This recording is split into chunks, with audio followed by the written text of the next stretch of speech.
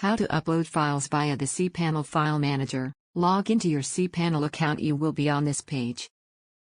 Now go to Files section and click on the File Manager. There is a list of file directories. Select one of the directories to save your files. For example, click on public_HTML to open it in the adjoining window.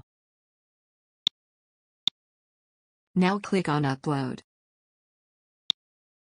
You can drag and drop the file inside the rectangular box, or you can click on the Select File button.